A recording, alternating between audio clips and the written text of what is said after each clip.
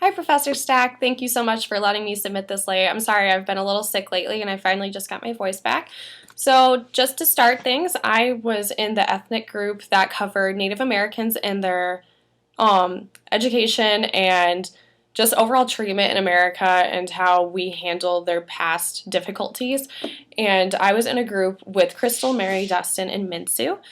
And to introduce the Native American background, currently there are 209 indigenous languages within their culture, 562 recognized sovereign tribal nations, and then there also used to be over 50 million Native Americans residing in the United States.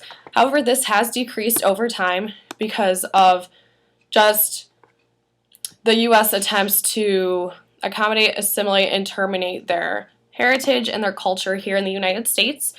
Also, I want to talk about the traumatic events that they also faced during their time in the United States. And this also goes way back, just not relating to current events that have traumatized them, but just starting as far back as the Trail of Tears. So to start off, they faced disease displacement, and then they also faced war and then traveling casualties, mostly referring to the Trail of Tears. And the Trail of Tears, just to summarize that, was the Cherokee Indians were removed by the order of Andrew Jackson, and he did not want them residing in anywhere east of the Mississippi River. So from then on, they were forced to travel this really gruesome, awful journey to what is now known as Oklahoma. And with this, they lost a lot of family members during the travel due to disease, fatigue, starvation, and just not being able to make it there with all the proper necessities that they need for everyday survival. And this happened between the years of 1838 and 1839.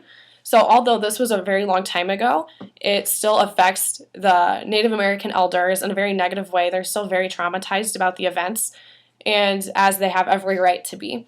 And then also, Indian education is a little bit different, and I don't really agree with how they treat and teach Native Americans, because essentially they want to remove any form of their heritage and kind of blend them in with the rest of your typical white supremacist families.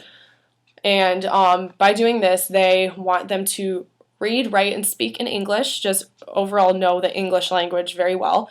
They also want to more so create more of an individual identity as opposed to their tribal identity. And they also want to teach them Christianity, which, although Christianity is the most common religious belief in our country, it's not the only one, and I feel that they do not need to be forced to being taught Christianity, because that's something that really does not affect them. If they so choose to learn Christianity, I completely agree with that, but they are taught Christianity, and just overall, they are taught to lose their tribal heritage, which by doing this, you are killing the Native American culture and everything that is done for our nation. Regardless of popular belief and popular opinion, Native Americans were one of the first ethnic groups to even come to the United States and make up our great nations. So just the way that they are being treated is still so unfair and is so unjust, and that it needs to be stopped. And boarding schools are used to strip away their tribal cultures, and they're right outside of Indian reserves, which is awful, and it's horrible to think about. So just in general, I covered most of the traumatic experiences and how this affects their elders, and together, by working with Native Americans and giving them the help that they need to move on from their past traumatic experiences, we can work together so that they are not depressed, that they can feel one within society, and then that they are not dealing with forms of PTSD or anxiety disorders.